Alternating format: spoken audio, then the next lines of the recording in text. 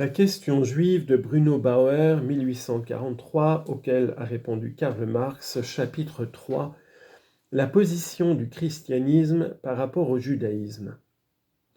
De tout temps, la doctrine orthodoxe a été que le judaïsme était la préparation du christianisme et que celui-ci était l'accomplissement de celui-là. De là, on trouvera dans l'ordre que nous disions que le christianisme est le judaïsme achevé et que celui-ci est le christianisme imparfait et inachevé. Le judaïsme s'était à lui-même fixé pour but la venue du Messie, la cessation du rite sacrificatoire et l'ennoblissement de la loi en loi interne de la moralité et de la conviction personnelle. Mais il n'eut pas le courage d'atteindre ce but.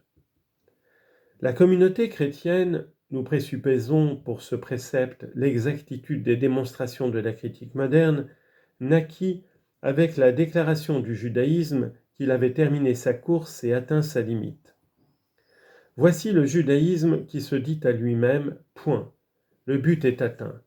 Je suis ce que je devais devenir, j'ai ce que je devais posséder. » La communauté, le judaïsme, qui tira ce trait prodigieux, est donc éliminé et s'est séparé du judaïsme qui voulait rester ce qu'il était depuis toujours, qui donc ne voulait pas atteindre son but et sa fin. Mais si le christianisme est le judaïsme achevé, il n'est donc pas suffisant qu'il déclare que le but est atteint, le Messie arrivé, mais il faut aussi qu'il exécute la copie de ce développement infini où le judaïsme voit son essence et sa destination. En même temps, il faut qu'il déclare que le but n'est pas atteint, que l'arrivée du Messie, il faut encore l'attendre. Elle est maintenant devenue sa seconde arrivée, son retour. Le Messie a bien été là, mais sa vraie révélation, cette révélation dans laquelle il se manifestera dans sa vraie magnificence et où il entrera dans son règne universel, est encore à venir. La communauté n'est pas encore devenue ce qu'elle devait être, elle n'a pas encore ce qu'elle devait posséder, elle doit, comme le judaïsme, tout attendre de l'avenir. Le judaïsme est une incrédulité qui se dirige contre tous les peuples et les rapports populaires. Il est par là inconséquent s'il est encore foi dans ce peuple unique et tente de s'appuyer sur des rapports populaires. Le christianisme dépasse cette inconséquence. Il rend universelle l'incrédulité dans les peuples, n'accepte pas non plus le peuple unique de son incrédulité et dirige sa révolution contre tous les rapports étatiques et populaires. Au nom de l'Évangile, il faut abandonner maison, frères et sœurs, parents, femmes et enfants, pour tout regagner au centuple. Mais la patrie, les parents, les frères et les sœurs, la femme et les enfants que l'on gagne au centuple, ce ne sont plus une réelle patrie terrestre, plus les réels frères et sœurs, les parents réels, les enfants réels.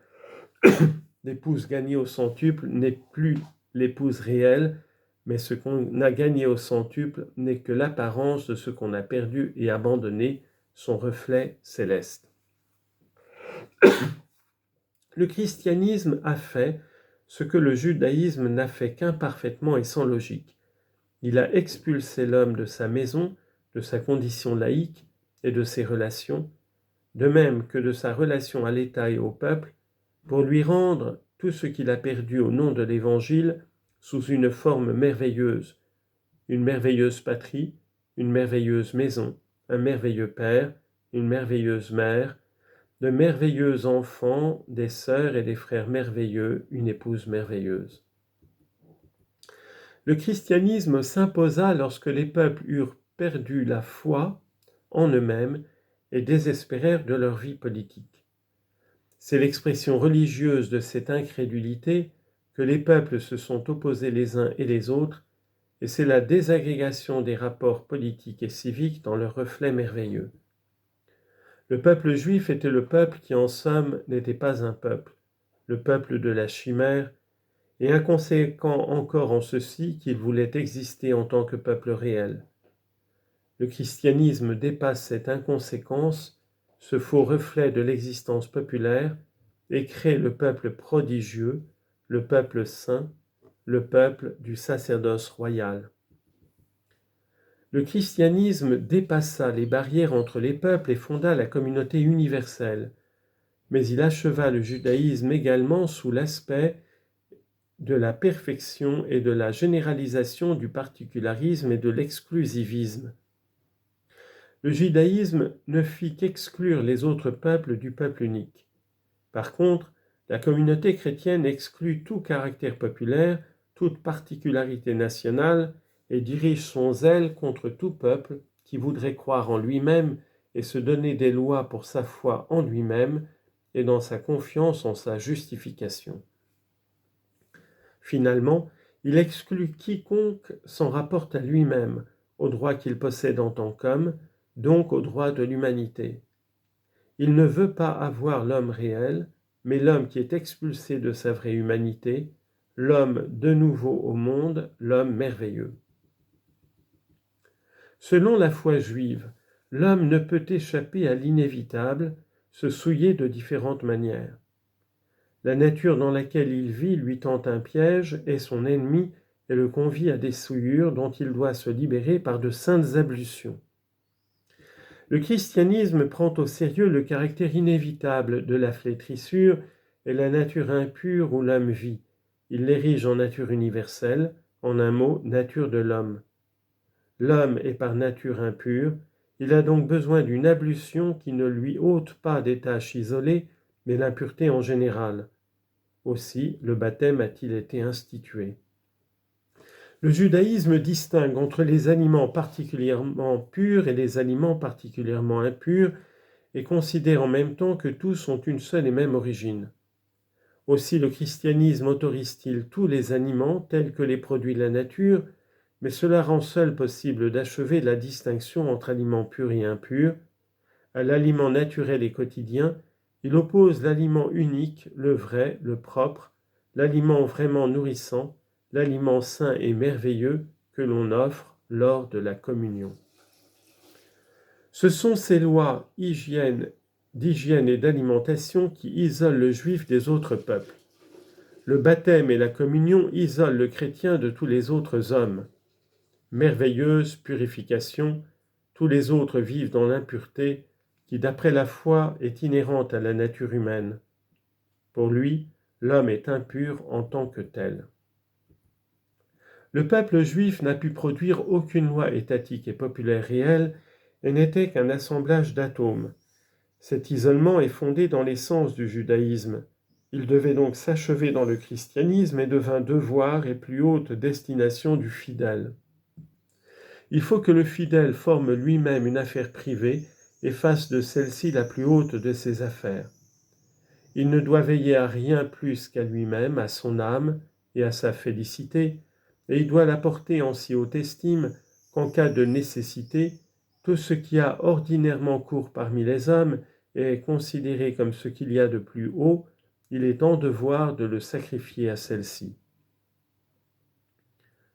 Dans une constante hypocondrie, le juif doit veiller à ne pas être souillé par un hasard quelconque et se demander s'il ne s'est peut-être pas vraiment souillé. Le chrétien vit dans une nature qui est en somme impure, dans la nature humaine corrompue par le péché. Il n'en a que plus de raison de méditer et d'être hypocondre. Son seul souci et sa question ne doit être que de savoir s'il est pur ou impur, élu ou rejeté. Il n'a d'autre interrogation à se faire, aucune autre préoccupation à avoir. Au nom de cet isolement hypocondriaque, le peuple merveilleux et saint de la communauté des élus est encore moins un peuple réel que le peuple juif. Il n'est pas peuple lui-même, n'est pas non plus peuple par lui-même, n'est pas peuple de part en part, n'est pas tout à fait peuple. En lui-même, il n'est rien au fond.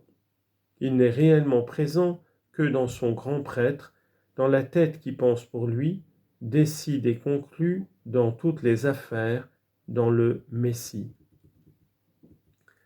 Si le peuple en tant que tel n'est rien, et si tout a lieu dans le grand prêtre et arrive par lui, les dispositions morales universelles qui se sont constituées dans ce peuple prodigieux, ne tiennent pas leur valeur du fait que le peuple leur a donné son adhésion populaire et y voit sa volonté, non plus que du fait qu'elles sont vraies en elles-mêmes, et qu'il faut qu'elles aient cours au nom d'elles-mêmes, mais elles ont cours uniquement parce qu'elles sont prescrites et révélées par celui seul qui pense et décide pour le tout. Ainsi cesse-t-elle d'être morale et constitue au contraire le sommet auquel seule la nature positive du judaïsme a pu se hisser. Dans le judaïsme, la relation, c'était impossible. Dans sa conséquence encore plus, car en elle, tout ce qui dans le judaïsme lui-même rendait impossible le libre commerce avec le monde et ses lois universelles, se trouve achevé et porté à son extrême. L'art et la science ne sont jamais possibles que quand le souci du besoin personnel n'est pas seul à accaparer l'homme. Mais dans la communauté, l'homme ne doit jamais se mettre à penser qu'il peut se défaire du souci de ses besoins. Il ne se libérera jamais complètement et absolument de la multitude de ses besoins, du vide et du néant en lui-même, donc du souci de lui-même. L'art et la science qui l'élèveraient d'un coup au-dessus de son néant et mettrait un terme à son souci égoïste et hypocondre de lui-même sont par là impossibles ou bien strictement interdits.